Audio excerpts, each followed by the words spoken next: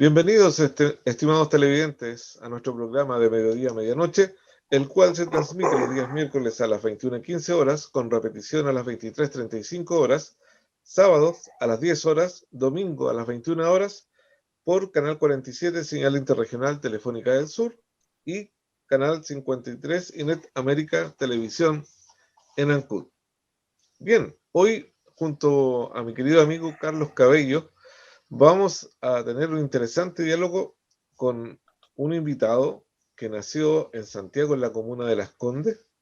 Teniendo 2 años de edad, sus padres se mudan a la ciudad de Ancud, donde cursa la enseñanza básica en la Escuela Rural de Manao, Colegio Chiloé y Escuela Anexa, para posteriormente cursar la enseñanza media en el Liceo Domingo Espiñeira Riasco. El 2005 emigra a Cuba para estudiar medicina. Realiza internado rotatorio en los servicios de cirugía general, pediatría, medicina interna, ginecobstetra y medicina familiar. También realiza trabajo comunitario, talleres educativos a la comunidad, promoción y prevención de la salud durante los 2 últimos semestres de su carrera, y regresa a Chile en julio del 2012, radicándose en Ancud, la ciudad donde se crió.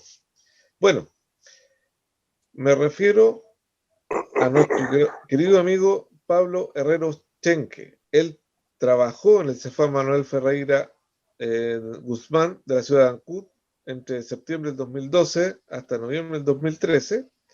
Desde abril del 2015 hasta mayo del 2018 se desempeñó como médico de personal y médico adjunto del programa de cuidados paliativos y alivio del dolor. Del abril del 2017 a mayo del 2018 se desempeñó como médico adjunto de la Unidad de Salud Mental del Hospital de San Carlos de Ancud. Actualmente, Pablo trabaja en el servicio de urgencia del Hospital San Carlos de Ancud y también trabaja en la dirección del tránsito de la ilustre Municipalidad de Ancud como médico del gabinete psicotécnico desde septiembre de 2015 a la fecha.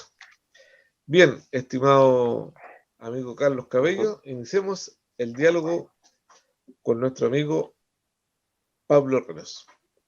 Tiene la palabra. Hola Pablo, ¿cómo estás? Bienvenido nuevamente a nuestro programa. Bien, bien, gracias. ¿Cómo están ustedes? Bien también. Gracias por invitarme a ustedes. Hablando con un médico y de bastante experiencia aquí en Ancud, me es interesante conocer tu opinión sobre la situación actual de la pandemia en la comuna, hacer una visión más o menos general de algunos aspectos. ¿En cuáles? Porque es una pregunta demasiado amplia. Sí.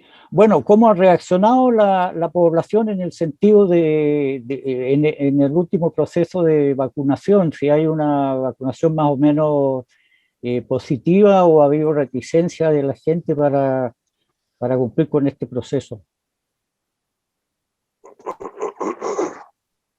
Bueno, esa reticencia siempre ha estado, pero creo que ha sido menor, algo esperable, si es que uno se basa en los resultados de las encuestas previas que habían.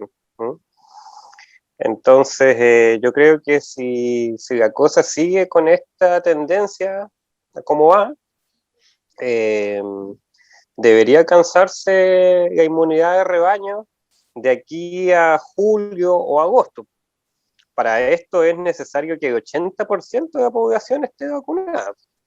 Entonces, ahora se ha visto una tendencia positiva, pero esto también puede obedecer a que los grupos a los que se ha priorizado la vacunación, primero ha sido personal de salud, y el personal de salud por lo general tiene las cosas bien claras con la vacuna, por lo tanto hay poca reticencia en este grupo para vacunarse.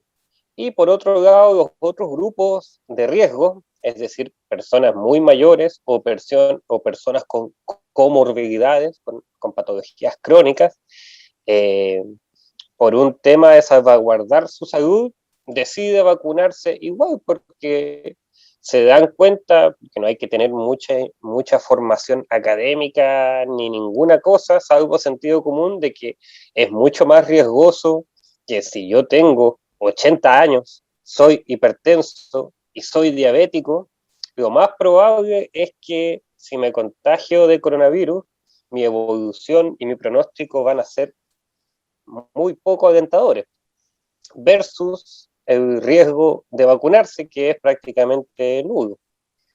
Entonces yo creo que al final, bueno, y ahora estos grupos igual han tenido miedo, pero yo creo que se contrapone un miedo más grande versus un miedo más pequeño y más incierto, ¿me entienden? Sí. Ya. Pablo, en la urgencia donde tú te estás desempeñando, Entonces en ese sentido yo creo que vamos bien. ya, yo te iba a hacer la siguiente consulta. En la urgencia donde Escucho tú... que Boris está hablando, pero escucho cortado. ¿Me escuchas bien o no? Ahora te escucho, Boris. Ya, bien. La consulta que te iba a hacer es la No, ahora no siguiente. escucho nada. A ver, ¿No me escuchas? ahora sí. Ya. A ver, Eh, cuéntanos. Sí, ahora te escucho, a ver. ok. Te iba a consultar el tipo de pacientes que ustedes atienden en la urgencia en el hospital de Ancud. ¿Es el paciente COVID o es el paciente que entiende que tiene una enfermedad, no sé, que puede ser hasta inventada por él mismo, digamos, eh, para resolver Claro, el problema? espérate. Escuché el tipo de paciente que nosotros, ahí se Atiende cortó en la y urgencia. después volví a escuchar hasta la parte inventada por el mundo. Ya, el tipo de pacientes que nosotros atendemos de urgencia, Sí, ¿y qué sí. más? Y si hay muchos ¿Cuál es la pacientes, pregunta? ¿Quieres saber qué tipo de paciente? así es porque también puede ir mucho paciente creyendo que tiene COVID, también va a la urgencia. Claro, o sea, lo que pasa es que, mira, aquí se ve de todo, o sea, no te podría dar una cifra a nivel nacional, porque yo creo que nadie las tiene, y tampoco en realidad acá, yo solamente te puedo hablar desde mi experiencia, Sí, pero lo que sí, bueno, y lo que yo he conversado con otros turnantes que cubren los otros días. Eh, y sí, pues hay muchas personas que van porque piensan que tienen COVID cuando en realidad no cumplen con los criterios, o bien van porque tuvieron algún tipo de contacto con alguien que fue diagnosticado como positivo, pese a que ellos no tienen ningún síntoma. Y por otro lado, también siguen yendo a las 12 de la noche, ya, de repente un dolor de espalda de hace 7 días, ¿no? ya, Entonces, todos estos grupos que te estoy mencionando, de repente, claro, son personas que acuden a la urgencia en un periodo crítico como es este contexto pandémico ya, y finalmente se acercan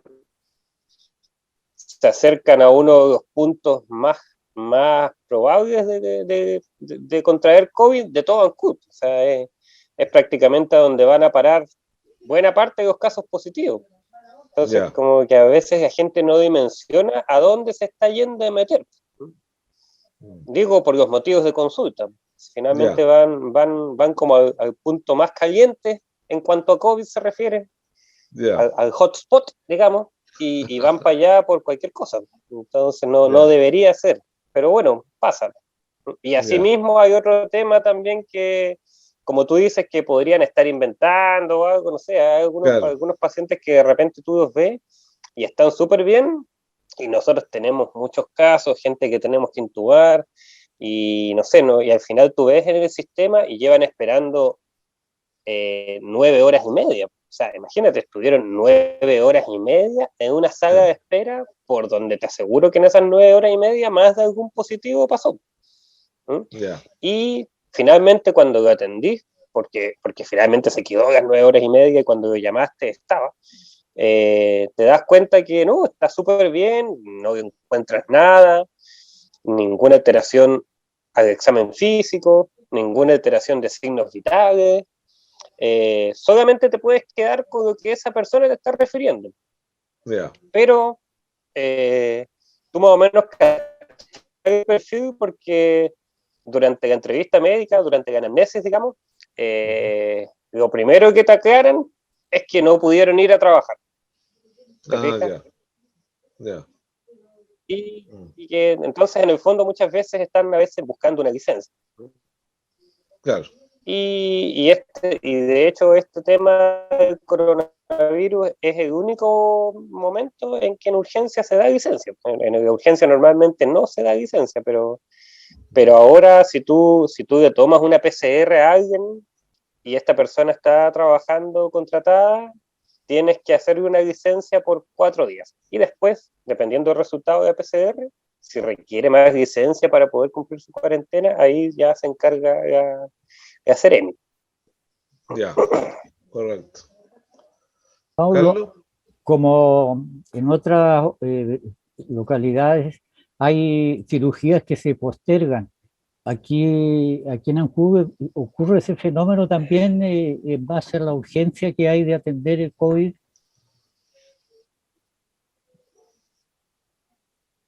A ver, entendí que en otras localidades hay cirugías que se postergan, ¿ok? Claro, ¿Y cuál fue la pregunta? Eso no lo escuché. ¿y qué pasa en Ancud? ¿Qué pasa en Ancud? Sí, también, pues, en todas partes. Pero qué tipo Hay un montón de de, cirugías electivas que pero aquí en Ancud, ¿qué tipo de esta cirugía es más corriente que se postergue? todas las electivas, pues, por ejemplo, algunas operaciones de varices, de hernias abdominales, de, de cálculos de vesícula. O sea, en el fondo se especifica que las cirugías no urgentes y no sensibles al tiempo se postergan. Entonces ahí es donde entra a definir el especialista, porque las cirugías urgentes y no urgentes caen de cajón. O sea, eso lo sabe incluso alguien que no sea lego en medicina. Cualquiera sabe que una apendicitis es urgente, o de repente una colecistitis, o cualquier abdomen agudo, o cualquier operación que requiera una intervención rápida, porque si no se interviene dentro de las próximas 12 o 24 horas es muy probable que el paciente muera. Y donde hay que trabajar más fino es definir en qué cirugías son sensibles al tiempo, es decir, que claro, no lo tenéis que operar tal vez ni hoy, ni mañana, ni probablemente esta semana, pero tampoco puedes tener el paciente un mes con eso, o sea, porque ahí la patología va empeorando y se te va a complicar.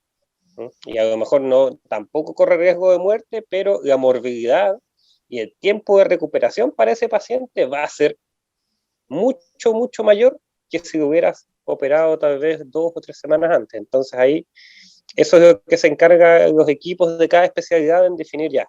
Esta operación sí es sensible al tiempo, así que tenemos que darle prioridad por sobre las otras. Correcto. Pablo, ¿la capacidad para atender pacientes COVID en el hospital de Ancud aún no está copada? Sí, generalmente muchas veces se ha copado. Lo que pasa es que de repente se desocupan y queda, pero hay que entender que aquí la saga UCI que hay se creó ahora en pandemia, o sea, antes no había. Ya. Y no son muchos cupos, hay como para 3 nomás, ¿no? Ya. Entonces, o sea, me refiero a camas UCI, digamos, Claro. de cuidados intensivos, con manejo de ventilador, o sea, como poniéndose en el peor de los escenarios, digamos. Ya. Pero sí, hay ¿Cómo? hartas veces que ha estado ocupado y que hemos tenido que mandar a los pacientes a Castro, Puerto Montt, Osorno. ¿No? Entonces eso es dinámico, pero no hay que relajarse porque en estas últimas semanas hemos tenido de repente cifras incluso peores que a mediados del año pasado. Ya. Entonces de repente con todo este tema de las vacunaciones y con las aperturas que a veces ha hecho el gobierno, de repente en el imaginario público va quedando como una sensación un poquito más de relajo, pero no es así. O sea, la pandemia está todavía y todavía tiene para un rato más. ¿Tú crees Con que, la... Carlos, No, dale, tú nomás. ya, ¿tú crees, Pablo, que de acuerdo a todo el programa que se lleva adelante o que se está llevando adelante de vacunación, señalabas que podría tener un efecto o bajar un poco más el tema de la pandemia julio, agosto? ¿Qué Así es. pasaría en el escenario de que este virus vuelva a mutar? ¿Las vacunas igual van a proteger a las personas? Sí, lo que pasa es que habría que ver qué parte, o sea, qué significa esa mutación. Ya, Y por otro lado, también las vacunas que hay tienen distintos mecanismos de acción. Entonces, ya, por ejemplo, si el virus muta y cambia alguna de sus estructuras y esto implica tal vez una mayor letalidad o una mayor contagiosidad, ya, pero por ejemplo, la proteína Spike, que es como una de las protagonistas en todo este tema de infección, se ya, mantiene tal cual o cambia muy poco, es probable que la inmunidad de memoria que induce las vacunas pueda reconocerlo igualmente. ya, Y de hecho se ha visto, ponte tú, la vacuna de Pfizer y Sinovac, eh, se supone que teóricamente son eficaces también contra la variante brasileña, por ejemplo, que es como una de las más nuevas.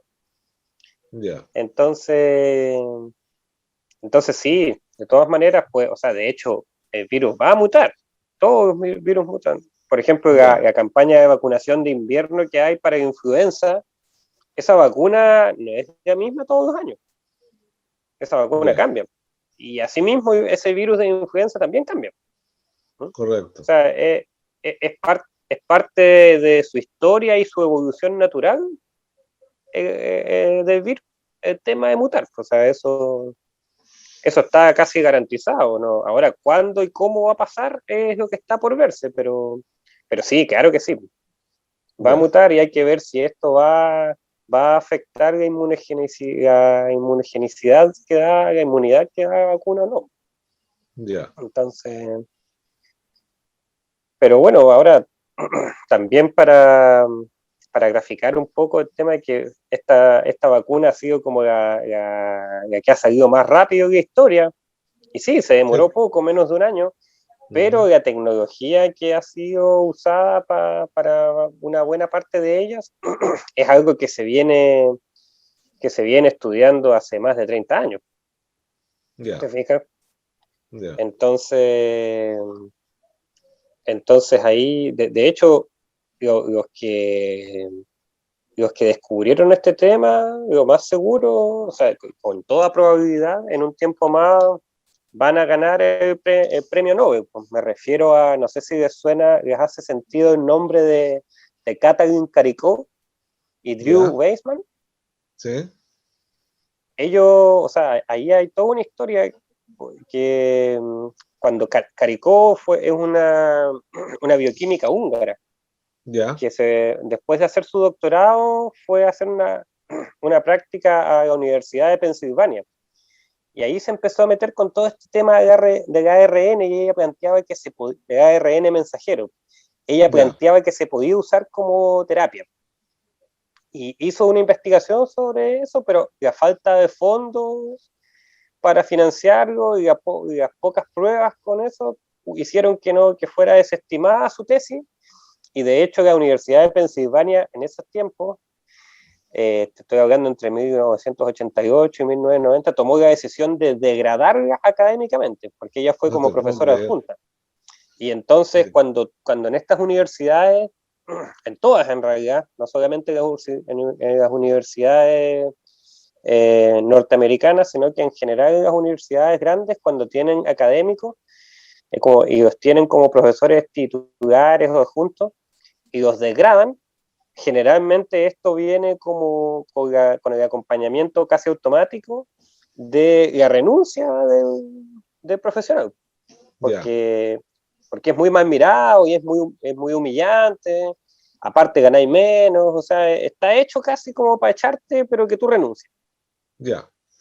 Sin embargo, Caricó no podía permitirse el renunciar, porque primero sin visa, ya, o sea, sin trabajo no iba a tener la visa y sí iba a tener que volver para Hungría.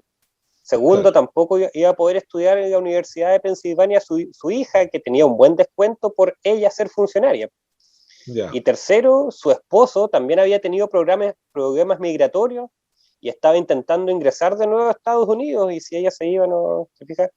Así que, y más encima, justo después de esto, le diagnosticaron cáncer, ¿cachai? Entonces, pucha, oscuridad total, pues. Estuvo a punto de renunciar a su sueño. Sin embargo, pasó una cosa muy, o sea, que para mí es medio acuático, porque ¿ustedes conocen cómo funciona el ARN? El ARN mensajero, que es el principio activo de la vacuna de Pfizer y de varias más. No, yo no sé cómo funciona. Miren, así como para graficarlo muy corto y de manera muy entendible, el núcleo de la célula, tomémoslo como si fuera la célula, tomémosla como una planta, como una empresa grande, una planta que produce cosas, y el núcleo vamos a tomarlo como si fuera la gerencia, en donde están todos los archivos con todas las instrucciones para hacer todo. ¿Ya? Y en el citoplasma, o sea, por fuera del núcleo de la célula, está toda la maquinaria donde se procesa todo, pero todo este material que hay en el núcleo, que es el ADN, sería muy problemático sacarlo para afuera, porque sacar un archivador de la gerencia para afuera sería tremendamente complicado, y segundo, afuera está lleno de sierras, grasa, y se podría malograr todas estas instrucciones preciosas que sirven para hacer los trabajos. Entonces, ¿qué se hace para poder sacar todas estas instrucciones de forma segura? Se hacen fotocopias. Y estas fotocopias es el ARN mensajero. Es decir, simplificas mucho el proceso y mantienes tus instrucciones guardaditas y bien seguras adentro del núcleo. Entonces, estas instrucciones después van al ribosoma, y este ribosoma produce proteínas, leyendo esa fotocopia que es el ARN mensajero. Entonces, nosotros producimos un montón de tipos de proteínas. Ponte tú, las proteínas que se pueden contraer y estirar se llaman miosinas, y son las proteínas que forman nuestros músculos. Ponte tú, hay otras enzimas que ayudan a catalizar todos nuestros procesos digestivos o bioquímicos, esas se llaman enzimas. ¿Cachai? Y así hay un montón más. Pero lo que planteaba toda esta forma de fotocopias, digamos, del material genético, es la que empezó a estudiar Katalin Karikó, y como una forma de usarla terapéuticamente, porque decía, bueno, si hay tantas enfermedades en las que una proteína no está presente, ¿qué pasa si uno le da a ese paciente una ARN que le diga cómo producir esa proteína y reemplazar este gen defectuoso? A lo mejor se salva. Entonces, bueno, después de que la degradaron académicamente, estaba ahí tomándose un café y sacando una fotocopia en estas fotocopiadoras Xerox que habían antes, y llegó un académico que se había integrado a trabajar recién en 1988 de la Universidad de Pensilvania, que se llama Drew Weissman, y se encontró en la máquina de fotocopias con la mujer que trabajaba con la versión biológica de las fotocopias, que es el ARN mensajero. Y ahí al tipo le pareció súper interesante sus planteamientos y le apañó, y empezaron a trabajar juntos. Entonces, ahí se dieron cuenta de una cosa, o sea, por eso te digo que esto que descubrieron ellos dio paso a una revolución que todavía no hemos alcanzado a cachar sus alcances. O sea, se aceleró ahora con el tema del coronavirus y dio paso a esta vacuna, pero en esos tiempos, te estoy hablando entre 1990 y 2005, no se cachaba cómo hacer ARN mensajero y que no, en el laboratorio, o sea, todos podían. Era muy fácil de hacer ARN mensajero en un laboratorio sintético. Pero cada vez que lo ponían en mamífero, desencadenaba una reacción inmune inflamatoria. Y no cachaban por qué, si era la misma estructura. O sea, en el fondo una proteína está hecha de un montón de oligoelementos que son los aminoácidos, que son 20. ¿Cachai? Y el ARN trae instrucciones para codificar ese tipo de aminoácidos. Hay algunas proteínas que codifican 3 aminoácidos y esto se repite aburridamente durante unas 1000 veces, así como hay proteínas que incluyen los 20 aminoácidos y millones de veces, ¿cachai? Entonces el ARN, cuando cacharon que no, el gran mérito de estos locos es por qué el ARN mensajero hecho en laboratorio, así como el ARN mensajero de virus y bacterias, desencadenaba una respuesta inmune, siendo que ARN mensajero de animales no lo hacía. Y esa era la gran interrogante que nadie cachaba qué onda. Y estos tipos se dieron cuenta de por qué. Porque tú veías el ARN y era la misma proteína, el mismo código, todo igual. Pero la de los animales tenía una sola diferencia, ¿no? Que es como un adorno químico que se llama metilación. Es decir, el ARN mensajero de los mamíferos está metilado. Y eso es lo que lo diferencia de un ARN mensajero hecho en laboratorio o producido por bacterias y virus. Tiene como unas 100 metilaciones a lo largo de su cadena. Y eso es lo que hace que tu organismo no lo reconozca como extraño. Es decir, estos tipos lograron hacer por primera vez una molécula de ARN mensajero hipoalergénica. Es decir, que no produce reacción alérgica ni inmune. Y eso es un hito científico que puede llevarnos a prácticamente cualquier cosa, porque le puedes meter al cuerpo ARN mensajero para que produzca prácticamente lo que tú le digas, y sin producir una respuesta inmune. Entonces, eso tiene tremendo potencial. O sea, ¿Cómo fue? Podríamos señalar que estaríamos a puertas de descubrir la cura de muchas enfermedades del ser humano, entonces. ¿Me escuchaste, No te Pablo? escucho. ¿Podríamos considerar qué? Podríamos considerar que estamos alcancé a escuchar hasta podríamos considerar. Que estamos a puertas de descubrir ya la cura de muchas enfermedades del ser humano. Probablemente sí. O sea, de hecho el Drew Weissman apañó a Caricó porque él estaba muy interesado en encontrar una cura para el VIH. ¿Te fijas? O sea, esa era la motivación de él. Correcto. Y claro, o sea, tiene tremendas implicancias esto. Probablemente vamos a ver muchos avances en otras áreas también, de la terapéutica. Bien, Pablo, Carlos, estamos llegando al término de nuestro primer segmento. Vamos a ir a un breve corte comercial. Nuestro programa de mediodía, medianoche. Vamos y volvemos.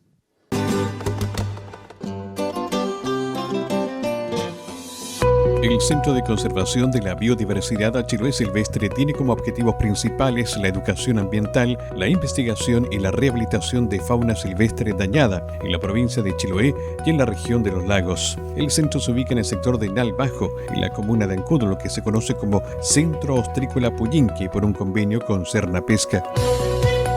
En 2017 recibió cerca de 70 pacientes de fauna silvestre de diferentes especies propias de este territorio. Las principales causas de ingreso son atropellos, disparos, tenencia ilegal, abandono de la madre y ataque de perros. De todas estas causas, el ser humano es el responsable.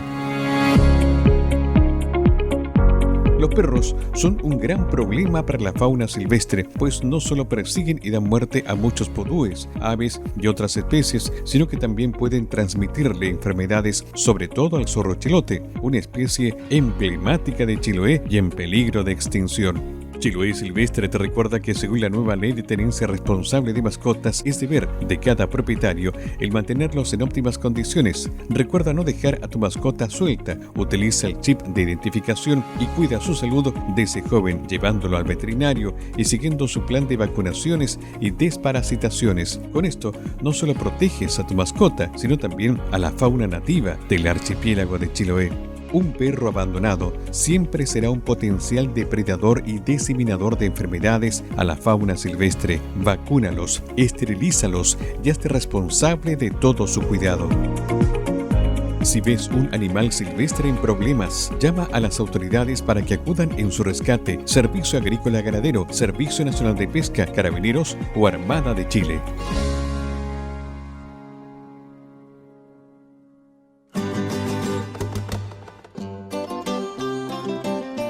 De vuelta en nuestro programa de mediodía a medianoche, estimados televidentes, seguimos la interesante conversación con nuestro invitado, doctor Pablo Herreros. Carlos. Pablo, en realidad es muy explícita la explicación que has dado sobre el fenómeno de las mutaciones de los virus. Y esto ha sido, como tú dices, también por la urgencia de llegar a este tipo de soluciones. O sea, si no hubiera sido por la pandemia, no habría habido tanta inversión en investigación a lo largo de todo el mundo. Eso es algo positivo, entonces, que podemos rescatar de los efectos del virus, de la pandemia. Así es, pues. Sí, yo he conversado esto que tú planteas con gente cercana, que sí, o sea, como te digo, es una terapia innovadora, pero no es una tecnología nueva. O sea, ya se venía estudiando hace mucho rato y principalmente por problemas de índole económica y un poco académica, no se había podido lograr. O sea, de hecho, Catherine Caricó fue porque de puro persistente nomás logró seguir con esto. Pero se enfrentó a varias dificultades, pues, y así como tú dices, si no hubiera sido tal vez por esta pandemia, este tipo de tecnología biológica, de biogenética, que habríamos tenido tal vez en unos 10 años. Este tema de la pandemia aceleró un poco el proceso, porque esto llevó tanto a gobiernos, estados, ministerios, así como gente privada, a invertir mucho dinero y tiempo en el tema. Así que claro que sí, tal vez puede tomarse como algo bueno que haya salido de todo esto. Pablo, y según tu experiencia, ¿tú crees que en Chile podremos también crear o tener la posibilidad de crear una vacuna con respecto al COVID-19? Bueno, sí. ¿O es difícil? Lo que pasa es que no, en Chile, por lo general, nunca ha habido mucho aporte al desarrollo científico-tecnológico. Chile nunca se ha caracterizado por ser un país que apueste fuerte en esas áreas. Yeah. Hay algunas ayudas, hay algunos proyectos que uno puede postular, todo, pero si tú lo ves a nivel de cuánto se invierte del PIB o de la plata que maneja en general el país, no, es un porcentaje muy bajo lo que se destina a eso. Entonces tal vez, y generalmente los científicos chilenos que han hecho progresos en cualquier área, generalmente lo hacen con historias parecidas a la de Caricó. O sea, a puro ñeque nomás, no, por la pura persistencia personal y por movidas y contactos y tocando miles de puertas, y generalmente con ayuda de fondos extranjeros, o ellos mismos tienen que viajar al extranjero tanto para formarse como para desarrollar sus ideas. Entonces Chile no es un terreno fértil para eso todavía. Eso podría cambiar, pero para eso se necesita voluntad política y hacer varios cambios en la dinámica pública para postular a fondos y al desarrollo científico. Así que una vacuna chilena la veo muy, muy difícil todavía. Yeah. Lo que sí podría pasar es que se repliquen después estas técnicas porque generar ARN mensajero metilado es de hecho más barato y más fácil que generar virus atenuados, que es la tecnología que tienen todas las vacunas anteriores. Correcto. Las del Programa Nacional de Inmunización y todas las que ya hemos conocido a lo largo de estos años. Ya. Entonces eso sí podría ser, pero ahí a desarrollar algo propio lo veo muy difícil. Ya. Pablo, pasando a una cosa más local, las camas UCI necesitan del personal una capacitación bastante intensa. ¿Cómo se ha solucionado eso aquí en Ancud? ¿A dónde han tenido que ir o si ha venido alguien a capacitarlo a los funcionarios? Lo que pasa es que, bueno, algunos miembros del personal de enfermería ya contaban con capacitación e incluso experiencia en sagas UCI. Entonces, en el fondo fue un poco hacer enroques de personal que ya estaba trabajando. Por ejemplo, enfermeros que hacían turnos en urgencia, dejaron de hacer turnos en urgencia y pasaron para la saga UCI, porque tenían la capacitación. Otros se han capacitado y asimismo también se ha contratado personal médico para poder cubrir los turnos de saga UCI. Así que no, el personal que con eso por suerte no ha habido problema y hay personal capacitado para llevar a cabo. No ha habido problema en ese sentido. Pablo, y en relación al comportamiento, tú hablabas del comportamiento de la ciudadanía de Chiloé en general y de Ancud en particular. Desde la experiencia como médico, ¿habría sido una buena solución el haber aislado, valga la redundancia, Chiloé de los otros del continente para resguardar aún más a los ciudadanos y no se contagiaran, impedir ese tránsito, ese ir y venir de personas en medios de locomoción, camiones, autobuses, etcétera, para que nos contagiáramos menos? Sí, claro que sí. Bueno, no solo yo fui partidario de eso. Varios miembros de la comunidad científica piensan igual. Otros colegas con los que he conversado también. Y bueno, cualquier persona prácticamente con 2 dedos de frente, si eso se podía hacer. No se hizo, pero se podría haber hecho.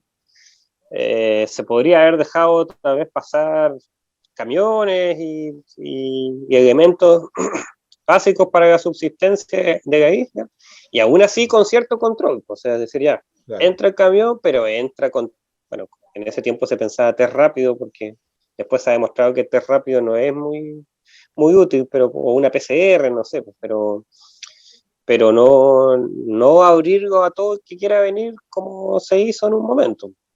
Yeah. Pero todo eso va a quedar en el campo de la especulación, porque finalmente el gobierno, teniendo los recursos para hacer cosas, por alguna extraña razón, en ciertos momentos, si la comunidad científica o comités de expertos recomendaban una cosa, no sé por qué, decidían tomar el camino totalmente contrario. O bueno, a veces sí sé por qué, en realidad es para proteger la economía, pero claro, al final la economía se cayó igual, pero no salvaste a la gente. Entonces, si hubieran hecho las cosas bien, el resultado habría sido lo mismo, la economía igual se hubiese ido al traste, pero salvas a la gente. Claro. Y no solamente por un tema predictivo, basado en los datos que te pueda aportar la comunidad científica, sino que este tipo de cosas también se hicieron en Europa y fue pésimo. Entonces, no sé por qué insisten en hacer lo mismo que se hizo en Europa, obviamente obteniendo los mismos resultados de allá. Claro. Y Entonces específicamente, ¿cuáles fueron esas fallas que hubo o esas determinaciones que no se tomaron específicamente, que hubieran podido hacer que la infección no fuera tan pandémica? lo que pasa es que, mira, Carlos, eh, todos hemos visto las noticias de repente cuando fiscalizan estas fiestas clandestinas, y que está bien, ¿ya? Si no deberían hacerse, obviamente sí hay que fiscalizarlas, pero tomemos en cuenta que estas fiestas clandestinas han sido a veces de 30 personas, 40 personas o 50 personas, bueno, aunque hubieran sido 25, en la fase en la que se encontraban las comunas donde estas se llevaron a cabo, obviamente se pasaban con creces del aforo permitido, ¿ya? Sin embargo, si tú ves los inmuebles en donde fueron descubiertos, eran casas que a veces rondaban a veces los 50, 80, 120 metros cuadrados, 200 metros cuadrados, 400 cuando eran centros de eventos de repente, ¿ya? ¿A qué quiero ir con esto? Está súper bien que lo hagan, pero a mí me gustaría ver esa misma rigurosidad fiscalizando, ponte tú, el transporte público. Entonces, si tú estás metiendo eh, a 45, a 50 personas en una micro que no tiene más de 30 metros cuadrados, ¿cómo esperas tú que ahí no haya contagio? ¿Por qué ahí no llega la PDI o Carabineros o la Armada o los militares a decir, no, esta micro tiene que, o este metro tiene que parar y bajarse algunos porque no están cumpliendo? ¿Te fijas? Entonces, ¿qué pasa? Se agarran de estudios que se han hecho en otras partes que dicen que sí se puede, pero se agarran como de la parte que les conviene, como que lo tergiversan un poco, porque sí, efectivamente, existe un estudio que se hizo sobre transporte público e infección por COVID, y se llegó a la conclusión de que sí se podía realizar y de una forma segura, pero lo que omiten es que para que esto suceda tienen que cumplirse 3 cosas bien específicas.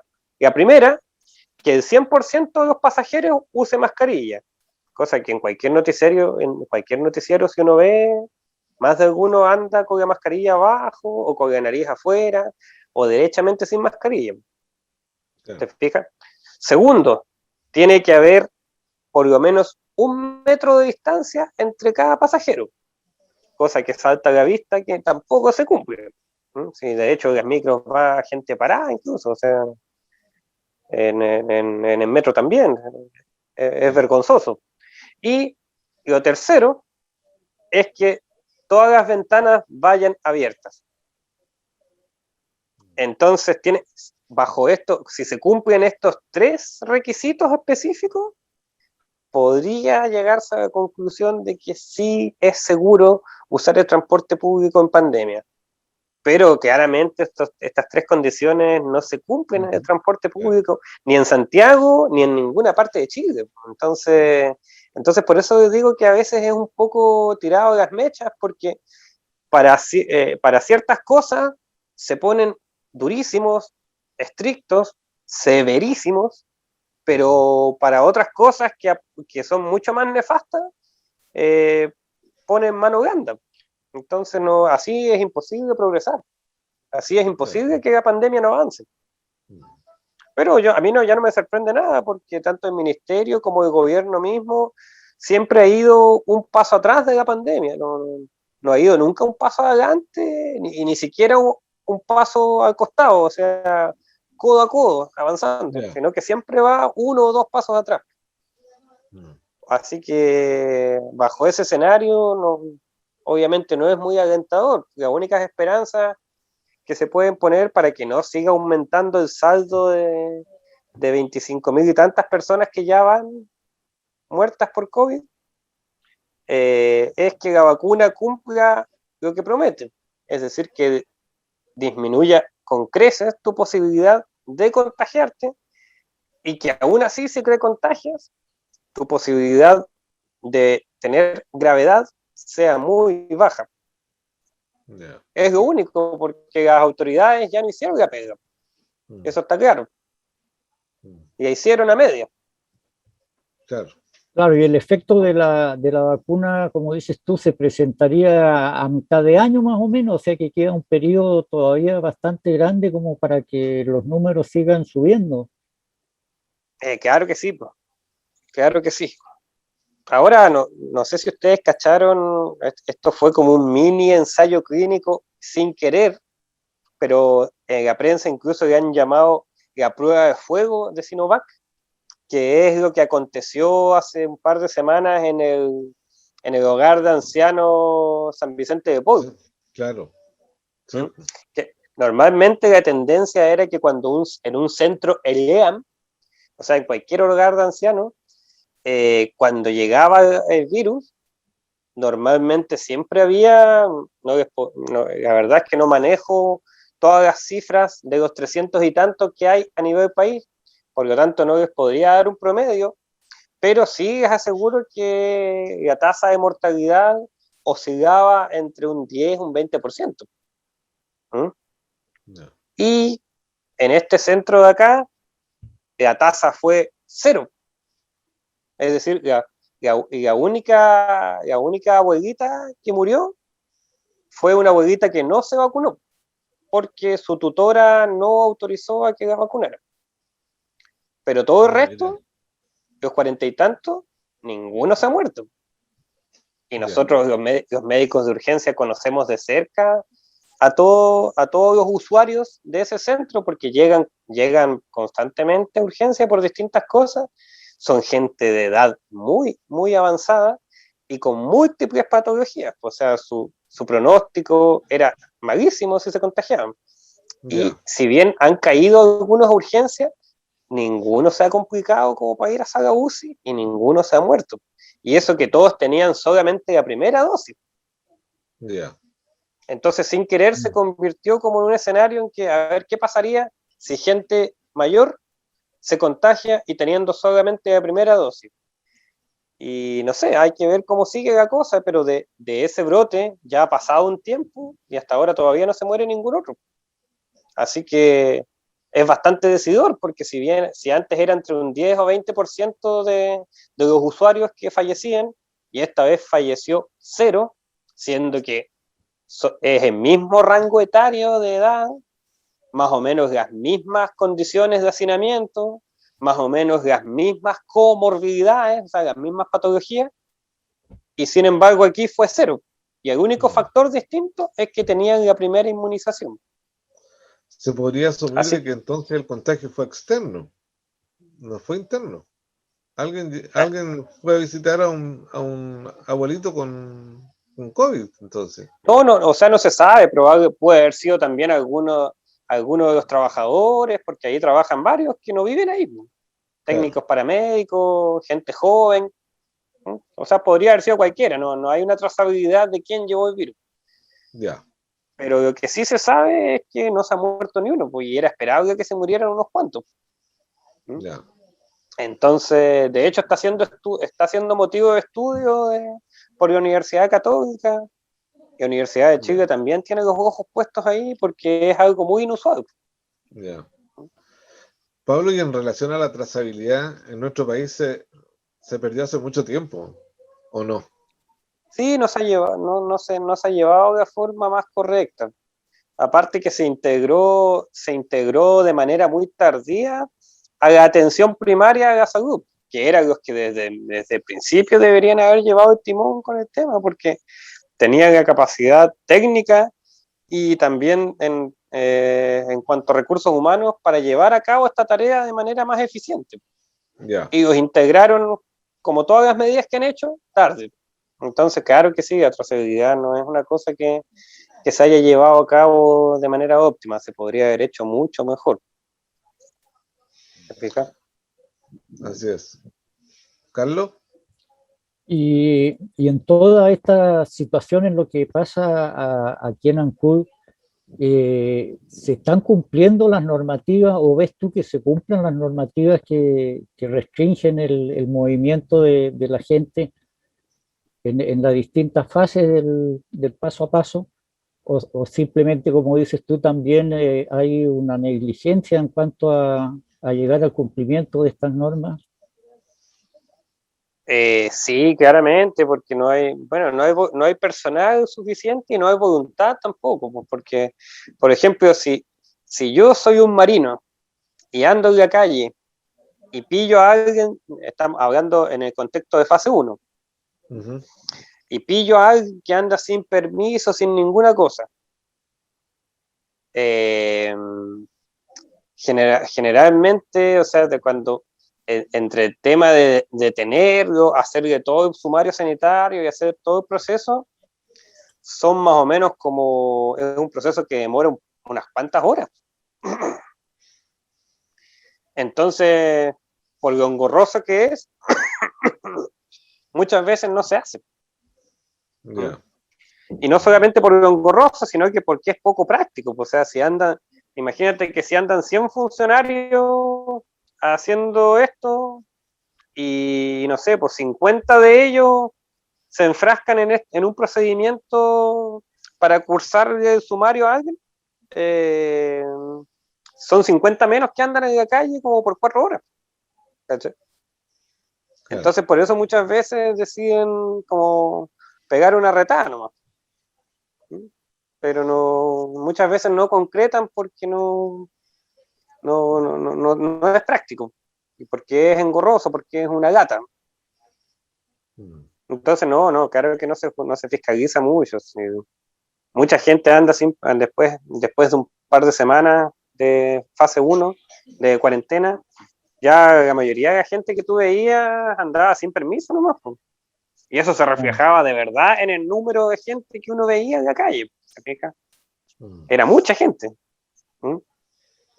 Claro. Yo podía ver harto porque yo salía bastante por el tema de mi trabajo, pues yo tenía que seguir trabajando y por ser funcionario de salud tenía un pase especial para hacerlo. ¿Mm? Por lo tanto, para mí era normal salir casi todos los días y a Claro. cualquier hora. Y claro, la primera semana uno veía y sí, pues tú mirabas cuando ibas manejando, cuando tú veías las calles más vacías, veías menos movimiento y también al estar muchos negocios cerrados se veía ya, pero a medida que iban pasando las semanas ibas viendo un aumento exponencial de gente que caminaba por ahí, siendo que nada había cambiado, porque los comercios seguían cerrados y no podía ser casualidad que siempre toda la gente sacara su permiso al mismo tiempo. O sea, eso obedecía a que la gente no estaba respetando y la autoridad tampoco estaba fiscalizando. O sea, era muy raro ver a funcionarios de salud Y en o cuanto, de la fuerza pública fiscalizando. y en cuanto a las autoridades que tú te refieres, por ejemplo, ¿cómo es posible que los alcaldes que no tienen ninguna preparación biológica ni técnica en estos problemas sean los que exigen, por ejemplo, que se levante una cuarentena? Y las autoridades sanitarias responden positivamente a estas peticiones que, como digo, no van de acuerdo a la parte técnica que debería tomarse. Es decir, mantener una cuarentena porque los antecedentes así lo indican. Es que como te decía hace un rato, las decisiones que a veces se toman, uno ve que obedecen claramente a motivos más económicos o políticos, que, más que algo netamente científico. ¿No? Incluso a pesar de que te estén diciendo, oye, aquí tenéis que irte hacia allá, hacia la derecha, doble a la derecha y no dobles para allá, a la izquierda, y los tipos doblan a la izquierda igual. Entonces al final tú dices, no, ¿por qué toman una decisión que no tiene ninguna lógica y que a todas luces va a terminar mal? Y entonces, claro, cuando empiezas a leer entre líneas o a ver las motivaciones que hay detrás, te das cuenta que lo hacen por otras cosas. Por lo tanto, es esperable que también puedan hacer caso a alcaldes que están interesados más que nada en que la comuna no pierda tanto y que prácticamente que se enfermen, que se tengan que enfermar, ¿no? Claro. Pablo. Ahora ojo que eso, o sea, no. Yo culpo absolutamente al mal manejo que han tenido las autoridades. Pero si tú lo ves, o sea, la región de los lagos es una de las que más contagios tienen. Y también tenéis que ver cómo se está portando la población. O sea, yo en el hospital yo he visto, así, o sea, yo lo he visto, no me lo contó nadie. He visto a señoras así, con la mascarilla puesta. Imagínense que esto está en las orejas, para no ponérmelo. Están así, sentadas esperando, y de repente hacen esto. ¿Te fijas? Entonces, si tú ves eso, ahí cachai que no hay ningún entendimiento de por qué estás usando la mascarilla. O sea, la estás usando porque si no te van a sacar un parte o te van a joder, pero no porque estés comprendiendo realmente la dinámica. ¿Por qué hay que usar mascarilla? Así es. ¿Te fijas? Pablo, ¿por qué?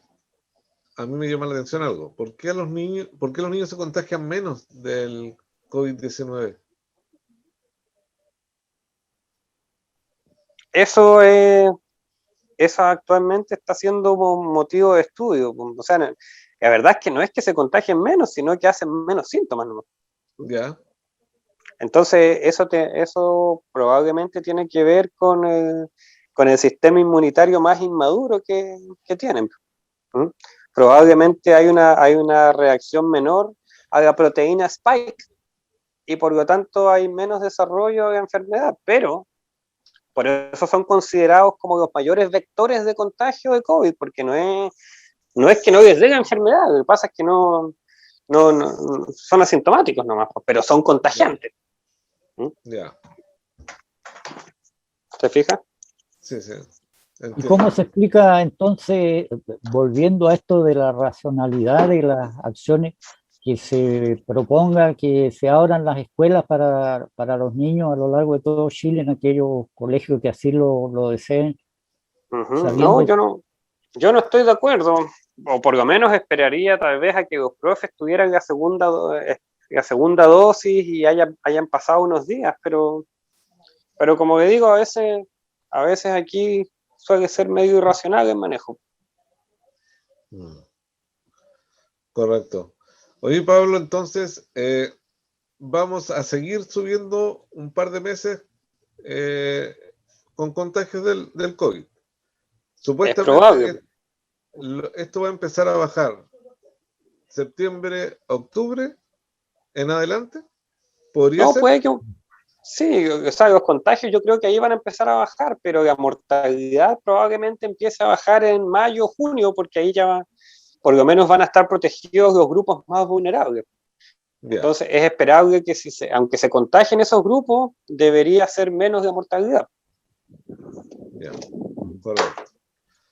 Entonces la ciudadanía debiera tomar más conciencia de lo que ocurre en relación ejemplo a la ciudad de Ancud, porque tú ves lo mismo que veo yo diariamente en relación a la movilidad de la ciudadanía. No baja mucho, digamos. Claro. Entonces... es que no hay comprensión tampoco, porque yo una vez también encontré a 2 personas que se encontraron en la calle y las 2 venían así. Y se encontraron y cuando se juntaron a hablar, hicieron esto. Oigan, ¿cómo estáis? Y hablaron un rato frente a frente, a menos de 1 metro, y después ya, chao. Y se pusieron de nuevo la mascarilla. Entonces, ¿cachai? No hay como no hay como un sentido, una conciencia de por qué tenéis que usarlo. Ya, por último, te voy a hacer la última pregunta. ¿Tú crees que se podría se podría utilizar como argumento este tema de la pandemia, el incremento de los contagios tal vez, para suspender las elecciones de abril? Bueno, si hay un aumento muy explosivo, es probable que lo planteen. pero no, o sea, ya estamos desarrollando un montón de actividades que es cuestionable su funcionamiento, y aún así están pasando, y con los contagios que hay, por lo tanto no tendría por qué suspenderse esa actividad en particular que es tan importante. Claro. Si se han llevado a cabo otras actividades que a lo mejor podrían haberse pospuesto o evitado derechamente, así que no tendría que ser una catástrofe demasiado grande para que lo suspendan, a mi parecer. Correcto. Bien, estimado Carlos, estimado Pablo, hemos llegado al final de nuestro programa. Te agradezco tu deferencia, Pablo, el tiempo que te has dado para estar con nosotros. Muy interesante, muy didáctico, de manera tal que nuestra teleaudiencia, nuestros televidentes entiendan lo que significa la vacuna, el desarrollo de la vacuna, el tema del contagio, que vayamos tomando conciencia de ello y lograr protegernos, de manera tal de salir pronto, unos meses más, de esta vorágine que a todos nos tiene bastante afligidos. Así que te agradezco nuevamente, Pablo, tu buena voluntad y tu disposición. Estimado Carlos, nos estamos viendo en nuestro programa de mediodía, medianoche, en una próxima oportunidad. Así que muchas gracias. Hasta ahí siempre. Nos vemos, pues. Que estén bien. Que estén bien. Gracias. Chao. Chao. Chao. Chao.